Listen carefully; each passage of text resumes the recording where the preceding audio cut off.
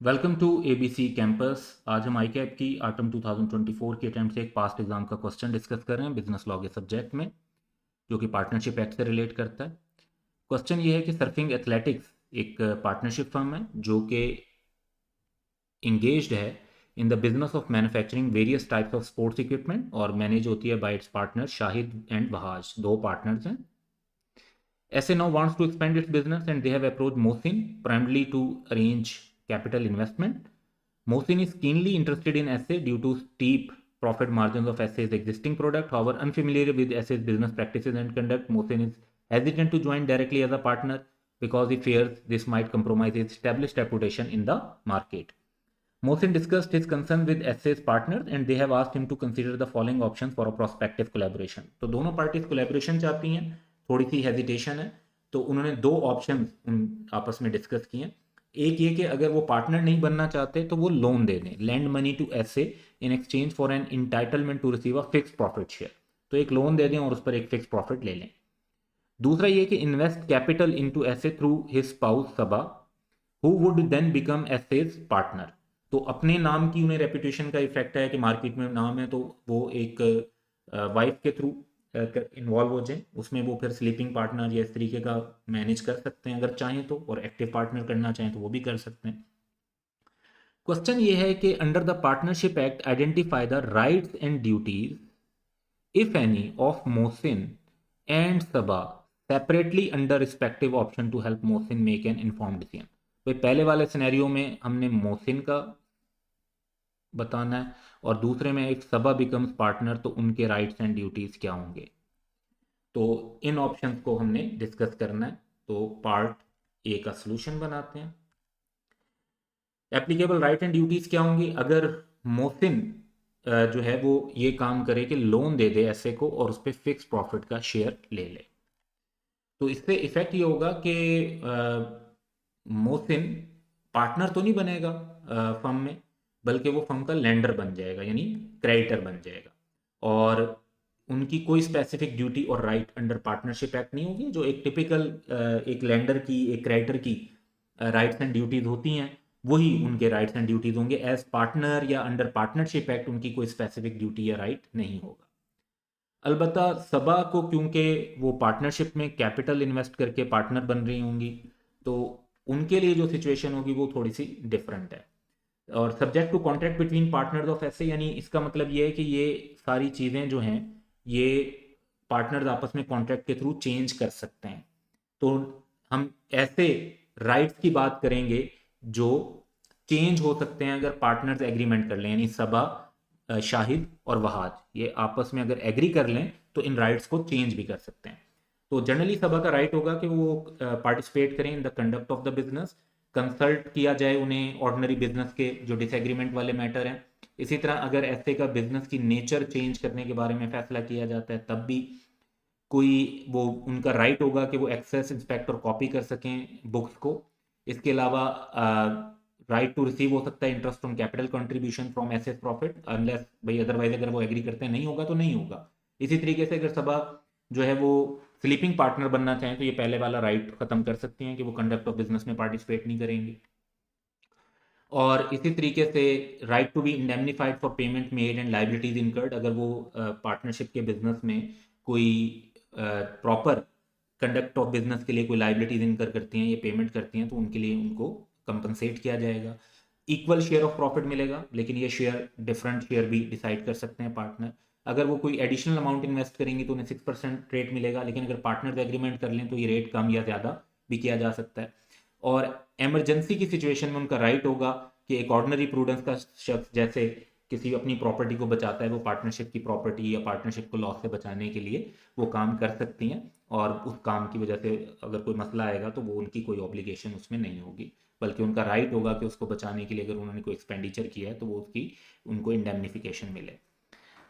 तो ये तो हमने बात कर ली राइट्स की। अब हम बात करते हैं इनकी ड्यूटीज़ की। ड्यूटीज़ की बात करें तो उनकी ये ड्यूटीज़ भी होंगी पार्टनर बनने के बाद। एक तो ये कि बिजनेस जो करना है वो ग्रेटेस्ट कॉमन एडवांटेज में करना है, यानी पर्सनल एडवांटेज पे नहीं, ऐसे वे में बिजनेस करना है जो ओवरऑल पार्टनरशिप के लिए मोस्ट बेनिफिशियल हो। जस्ट एंड फेयरफुल रहना है दूसरे पार्टनर्स के साथ जो कि शाहिद और वहाज हैं, कि बिजनेस में कोई सीक्रेट प्रॉफिट या इस तरीके की चीज़ नहीं होनी चाहिए। जो भी काम जिसमें वो इन्वॉल्व हों तो true accounts and full information provide करनी है शाहिद को, वहाज को, या उनकी डेथ के बाद उनके लीगल रिप्रेजेंटेटिव को। अगर उनके किसी फ्रॉडलेंट कंडक्ट की वजह से पार्टनरशिप बिजनेस को लॉस होता है तो वो कंपनसेट करना पड़ेगा।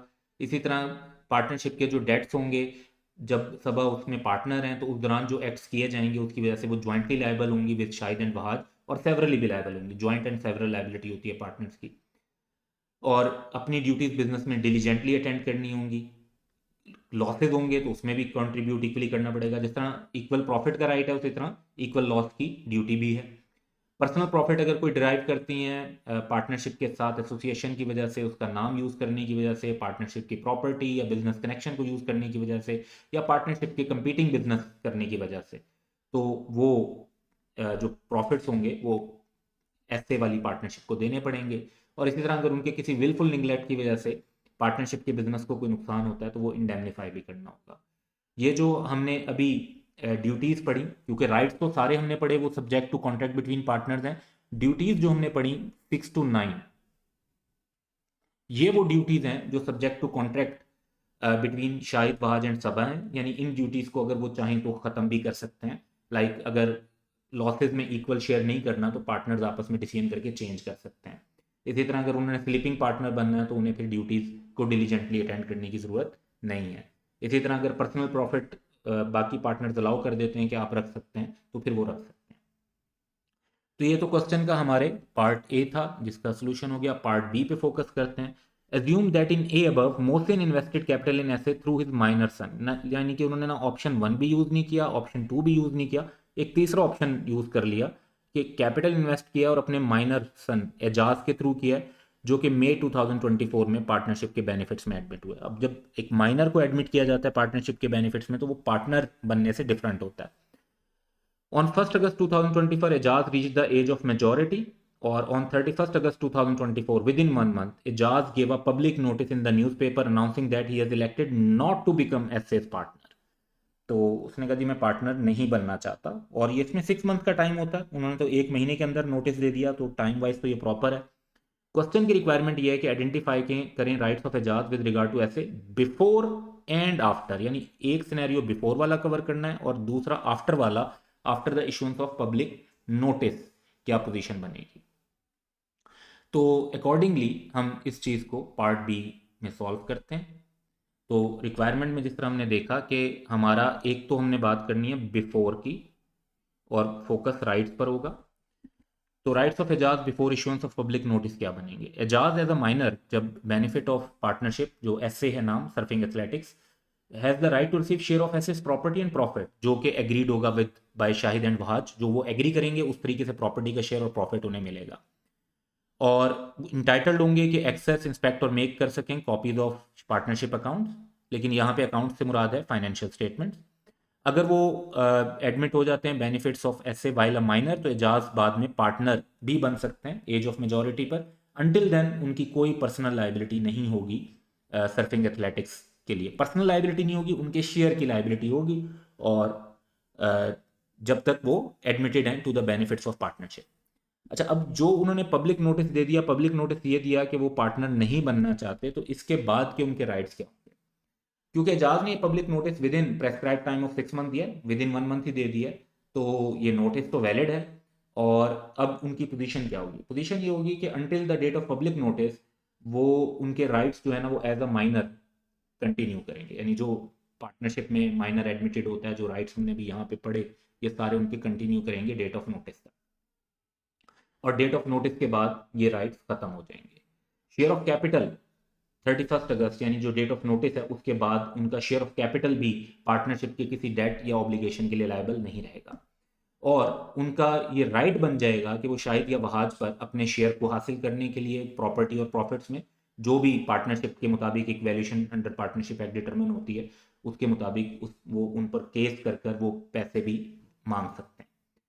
यहाँ पर इंपॉर्टेंट बात यह है कि एजाज को कोई भी ऐसा एक्शन नहीं करना चाहिए जिससे उन्हें पार्टनर बाय होल्डिंग आउट समझा जाए। यानी जब वो एज उनकी हो गई है मेजोरिटी की, he has become 18 years old, तो उसके बाद उन्हें किसी भी जगह पर ऐसे वे में पोर्ट्रे नहीं करना अपने आप को जिसकी वजह से उन्हें पार्टनर बाय होल्डिंग आउट समझा जाए, क्योंकि अगर वो वाला सिनेरियो हो गया तो फिर as a partner by holding out उनकी सर्टन ऑब्लिगेशंस राइज हो जाएंगी। तो ये टोटल सिनेरियो था। That's all for today. Have a good day.